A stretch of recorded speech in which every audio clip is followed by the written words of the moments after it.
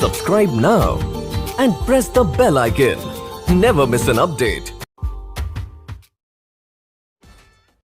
Potentiometer विभव मापी, देखिए इसके नाम में क्या देखें, विभव मापी, यानी कि ऐसा यंत्र जिसका उपयोग विभव को मापने में किया जाएगा। ठीक है, तो पोटेंशियोमीटर क्या हो गया, विभव मापी एक यंत्र है जिसकी सहायता से हम किसी परिपथ के दो बिंदुओं के बीच के विभवांतर को माप सकते हैं, या फिर किसी सेल के विद्युत वाहक बल को भी माप सकते हैं। ठीक है, अब ये देखिए विभव मापी में होता क्या है, विभव मापी में ये 10 मीटर लंबा तार होता है। ठीक है, 10 मीटर लंबा तार देखिए, और एक लपेटा, जब तक देखिए 10 मीटर लंबा तार तो बहुत बड़ा हो जाएगा, तो उसको छोटा करने के लिए क्या करता है कि जो 10 मीटर लंबा तार होता है उसको 10 फेरा में लपेट कर करना होता है। कितना फेरा में?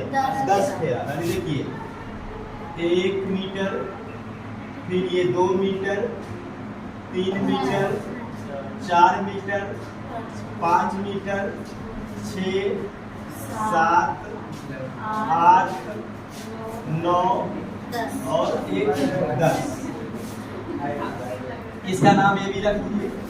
ठीक है, तो पोटेंशियोमीटर एक ऐसा यंत्र जिसकी सहायता से हम किन्हीं दो बिंदुओं के बीच के विभवांतर को माप सकते हैं, सेल का विद्युत पर माप सकते हैं, तो सेलों के विद्युत का तुलना भी इससे कर सकते हैं। आगे देखेंगे ये पोटेंशियोमीटर में एक 10 मीटर लंबा तार होता है, और इस तार को आप चाहें तो इस प्रकार से भी आप दर्शा सकते हैं सिंपल में, ये इस प्रकार से ए और बी, ये 10 मीटर लंबा तार है। उसके बाद इसके दोनों सिरों पर वोल्टेज सप्लाई करने के लिए यहाँ पर बैटरी भी लगा होता है। तो एक बैटरी हो गया, एक की डाल दीजिए। ठीक है, करंट सप्लाई करने के लिए स्विच जैसा कि किसका काम करेगा, स्विच का। उसके बाद इसमें एक धारा परिवर्तक भी लगा देते हैं, वोल्टेज बदलने वाला। ठीक है, ये उसका सिंबल है, इसको रेजिस्टेंट बोलेंगे, हिंदी में बोलते हैं धारा नियंत्रक।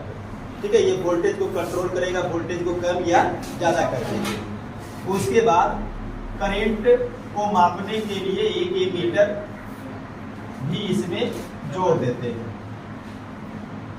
तो ये देखिए आपका विभव मापी का डायग्राम। ठीक है, विभव मापी में ए भी क्या है, ये 10 मीटर लंबा तार है। उसके बाद एक सेल, एक कुंजी, एक धारा नियंत्रक और एक एमीटर को श्रेणी क्रम में ए और बी के बीच जोड़ दिया गया है। अब इसकी सहायता से हम किसी भी परिपथ के दो बिंदुओं के बीच के विभवांतर को माप सकते हैं, या फिर सेल का विद्युत पर ज्ञात कर सकते हैं। ये हो गया। अब ध्यान दीजिए, मान लीजिए कि ये जो पूरा सेल है इसका पोटेंशियल भी है, कितना है, भी है, पोटेंशियल डिफरेंस भी है। अगर पोटेंशियल डिफरेंस भी है और मान लीजिए कि यहाँ का पोटेंशियल भी है, तो यहाँ का पोटेंशियल कितना होगा, 0। ठीक है, तो ना पोटेंशियल डिफरेंस, देखिए पोटेंशियल डिफरेंस क्या होता है, VA minus VB equal to V। तो अगर VA माइनस VB करेंगे, यानी V माइनस 0 करेंगे, तो कितना पोटेंशियल मिलेगा, V मिलेगा, जो बैटरी का पोटेंशियल है। ठीक है, और ये तार का पूरा लेंथ 10 मीटर है, लेकिन मान के चलिए अभी हम मान लेते, चलो ए से बी का पूरा लंबाई कितना है, L। कितना है, L। अब जरा समझिएगा, अगर हम देखते हैं कि तार का लंबाई L है तो पोटेंशियल डिफरेंस कितना है, V। तो अगर हम तार का लंबाई 1 यूनिट करें तो पोटेंशियल डिफरेंस कितना होगा, V बटा L।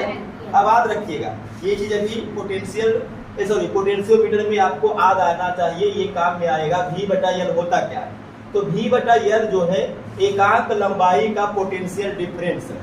क्या है, एकांक लंबाई का पोटेंशियल डिफरेंस। जैसे समझिए टोटल लेंथ कितना है, 10 मीटर, लेकिन अगर हम यहाँ से यहाँ एक लपेटा का मतलब एक फेरा का 1 मीटर का पोटेंशियल डिफरेंस निकालें, तब वो पोटेंशियल डिफरेंस कितना होगा, V बटा L। और इसका एक नया नाम हम लोग देंगे पोटेंशियल ग्रेडियंट, पोटेंशियल ग्रेडियंट।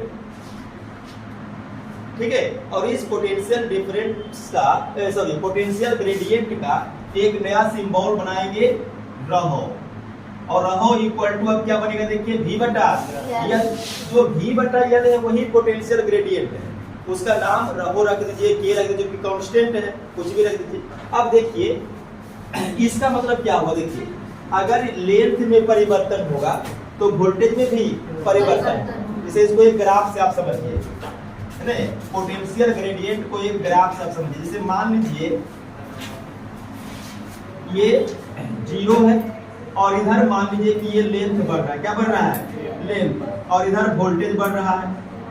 अब जरा ध्यान दीजिएगा, अगर लंबाई 0 है, लंबाई 0 है तो वोल्टेज कितना है, v। अगर हम यहाँ पर बात करें तो यहाँ पर लंबाई कितना होगा तार का, 0, 1 मीटर, 2 मीटर, 3 मीटर, 4 मीटर, ऐसे करते करते 10 मीटर। तो यहाँ का लंबाई 0 मीटर है, यहाँ का लंबाई 10 मीटर। तो अगर यहाँ 0 है तो वोल्टेज कितना है, v है। तो 0 पर वोल्टेज मान लीजिए कि यहाँ पर v है।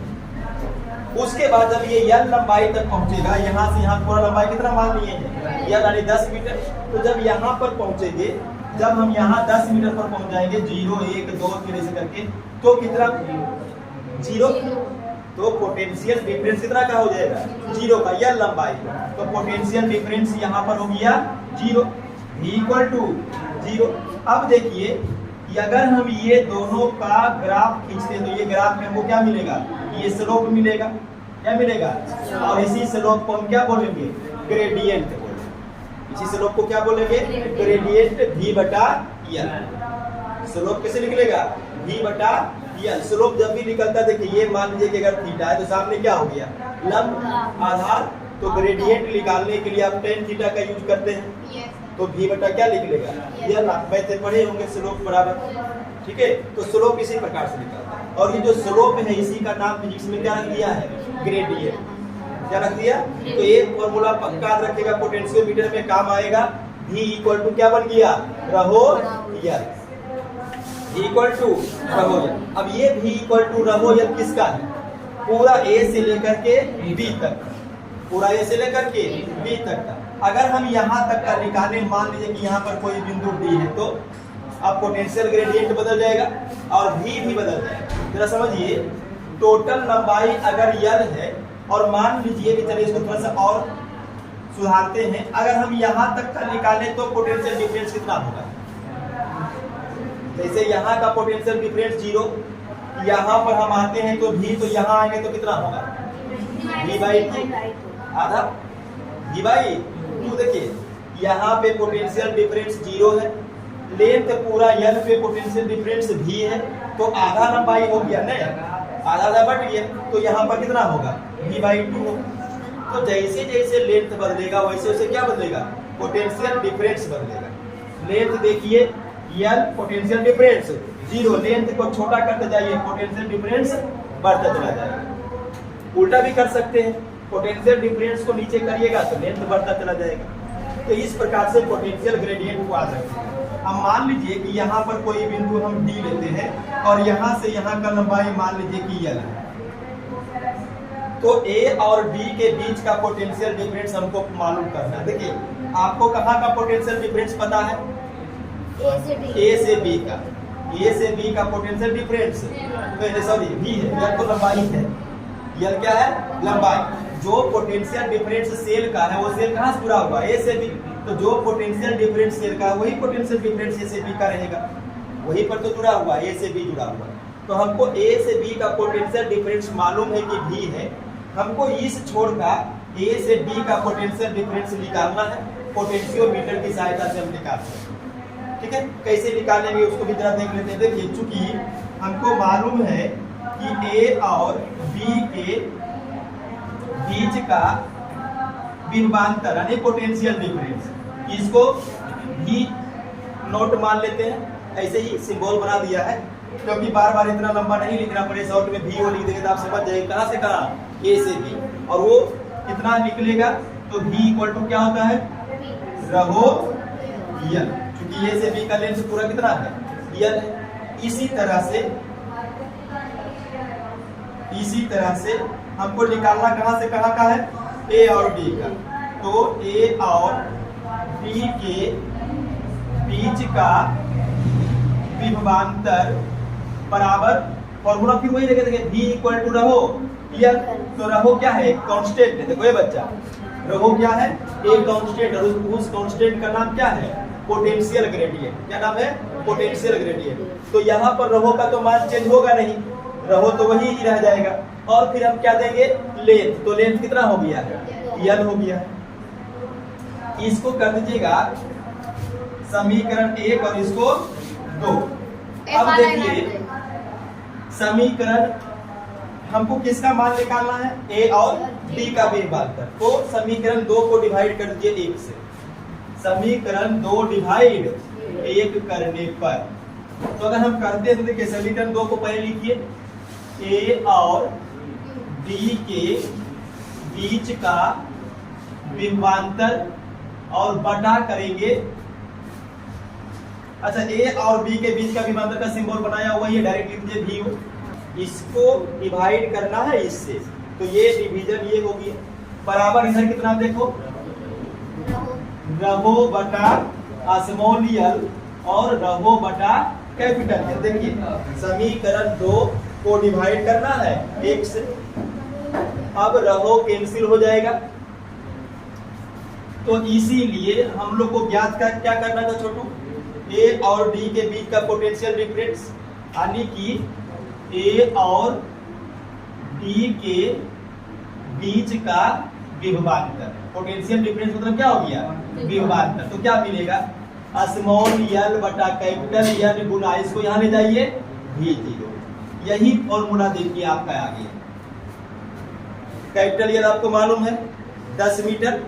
कितना लेंथ का पोटेंशियल डिफरेंस निकालना चाहते हैं उसको नाप लीजिए, और बाकी जो सेल का पोटेंशियल डिफरेंस है वो भी कांस्टेंट है। इसे मान लीजिए कि यहाँ पर हम 12 वोल्ट का बैटरी लगाए होंगे, तो ए से बी का कितना है 12 वोल्ट, तो ये कांस्टेंट हो गया V0।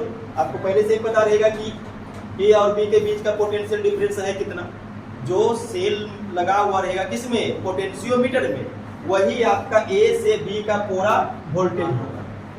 12 वोल्ट का भी सही मान लिए, कोई जरूरी नहीं कि 12 वोल्ट का ही लगा हुआ है, लेकिन देखिए सीधा सीधा हिसाब है, यहाँ 12 वोल्ट मारिएगा।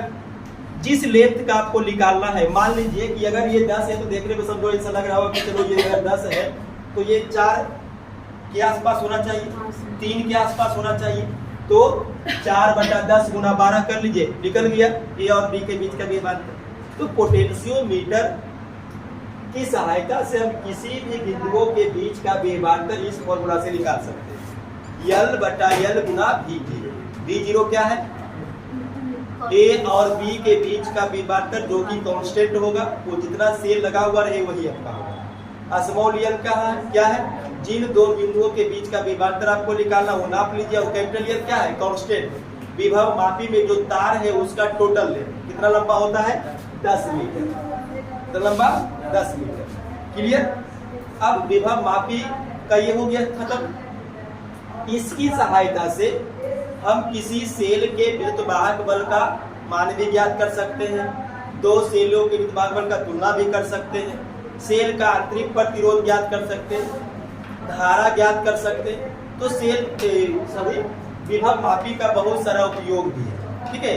तो इसको नोट करिए, उसके बाद इसका उपयोग लिखा दे। अब देखिए विभव मापी का उपयोग क्या होगा, सेल का विद्युतवाहक बल ज्ञात करने में, सेल का विद्युतवाहक बल EMF ज्ञात करने में, दो सेलों का विद्युतवाहक बल का तुलना भी इसकी सहायता से हम कर सकते हैं, किसी सेल का आंतरिक प्रतिरोध ज्ञात कर सकते हैं, अज्ञात धारा को माप सकते हैं, और दो सेलों का आंतरिक प्रतिरोध भी ज्ञात कर सकते हैं। तो ये विभव मापी का इतना सारा उपयोग है। अच्छा, सबसे पहला उपयोग क्या है कि हम किन्हीं दो बिंदुओं के बीच के विभवांतर को माप सकते हैं। तो विभव मापी का तो यूज एक ऊपर में इसका जो परिचय है उसी में दिया हुआ है, उसके अलावे विभव मापी का इतना सारा उपयोग है। क्लियर।